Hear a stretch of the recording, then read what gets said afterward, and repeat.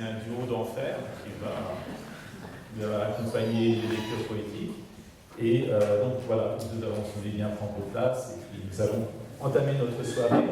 Alors, on va se présenter brièvement. D'abord, votre serviteur Reza Shahnaderi, docteur en littérature persane, auteur et traducteur. Je suis né en Iran, dans la province du Khorasan, d'où vient d'ailleurs le lobor, donc l'instrument de Mathieu, et il va vous en dire un mot tout de suite. Il va présenter son instrument d'abord, lui après.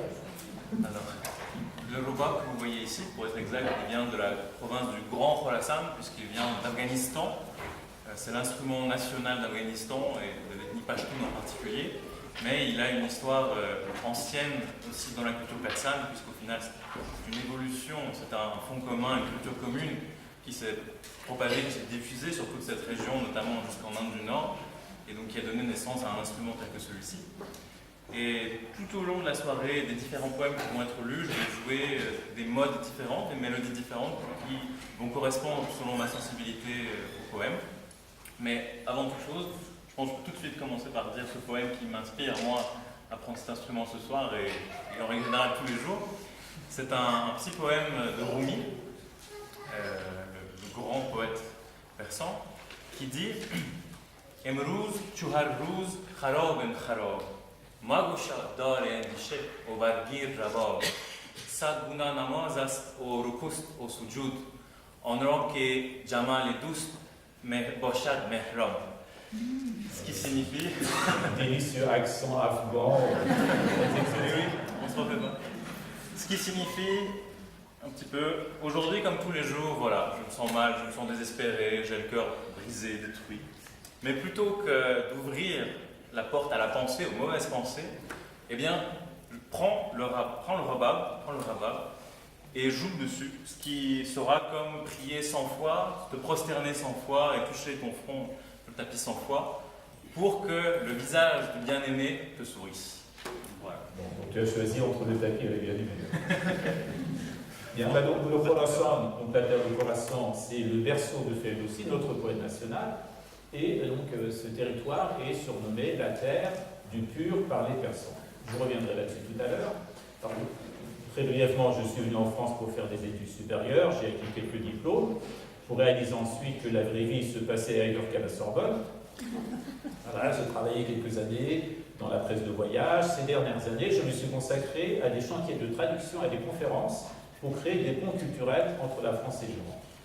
J'ai eu par la suite le bonheur de faire la connaissance de Patrick Lingenberg. Je ne vois pas, il est par là, voilà, Patrick Lingenberg, le plus iranien des Helvétiques. Depuis, notre amitié perdure avec des projets culturels à la clé, dont ces circuits de voyage sur la poésie que je vais accompagner comme guide pour Tech Travel. Alors, donc je suis ravi de participer avec Mathieu et Sharob. Je vais demander à Mathieu à la fois de se présenter et de présenter Sharob. Alors, en quelques mots, moi je suis peut-être pas le plus iranien des Helvétiques, un petit peu afghan des Helvétiques, je ne sais pas.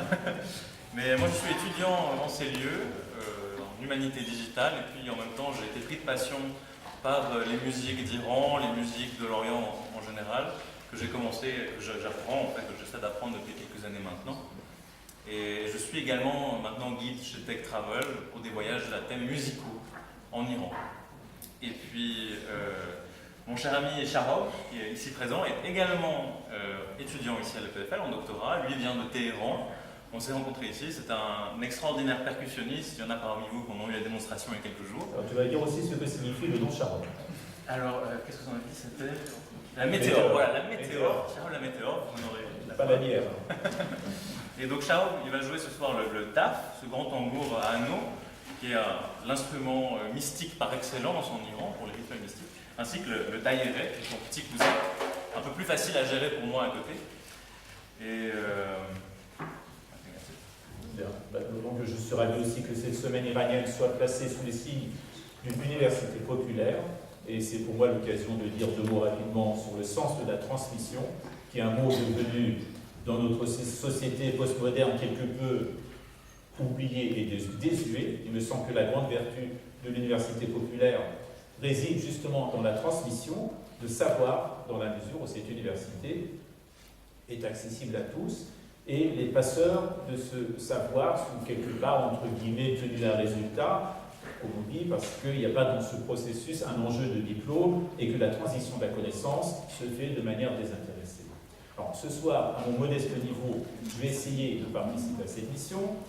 En l'occurrence, la matière, c'est la poésie persane et un genre littéraire transmis de génération en génération iranien, et ce, depuis au moins 1000 ans. C'est le genre majeur du pays. Reza Nafisi vous en a dit quelques mots tout à l'heure. Il faut comprendre par là qu'il est supérieur à toutes les autres formes d'expression artistique.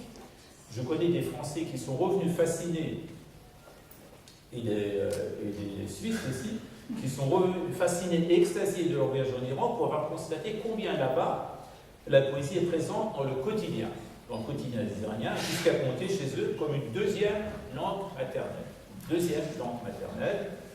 Et donc, mon ami Patrick également, donc il a vécu certainement de telles expériences exceptionnelles, et il s'en fait l'écho à travers ses publications sur la culture persane.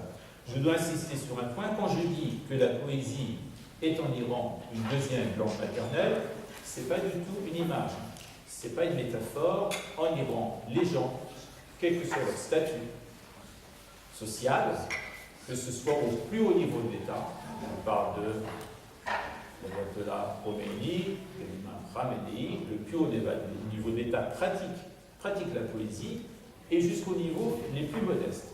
La poésie est partout en Iran et l'accompagne le citoyen depuis le berceau jusqu'à la tombe. C'est peut-être un phénomène unique au monde. Voilà, donc avant de laisser nos amis s'exprimer pour la partie musicale, je dois aussi dire quelques mots de la musique et de la chanson en Iran qui sont avec la poésie étroitement imbriqués. Déjà parce que la poésie persane est éminemment musicale, qu'elle soit rimée ou pas. Ensuite parce que la chanson s'est faite depuis toujours l'écho de la poésie qu'elle a portée.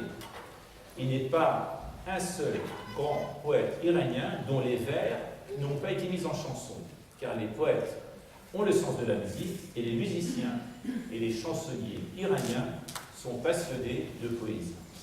Alors vous connaissez sans doute les liens qui unissaient le chansonnier en France, Jean Ferrat, à l'œuvre du poète Louis Aragon, dont il a mis les poèmes en chanson. Et bien ce phénomène est tout ce qu'il y a de plus courant en Iran. Alors il y a 3 ans de cela, j'ai publié un recueil d'œuvres de 7 poètes contemporains iraniens. En travaillant sur le texte, ces 7 poètes, j'ai constaté qu'ils avaient tous été chantés par les voix les plus célèbres du monde. Une chose est certaine, la chanson est la consécration de la poésie dans sa dimension populaire. Autrement dit, sa dimension la plus noble. Et comme nous sommes ici dans le cadre d'une université populaire, le propos est plus que jamais le sien.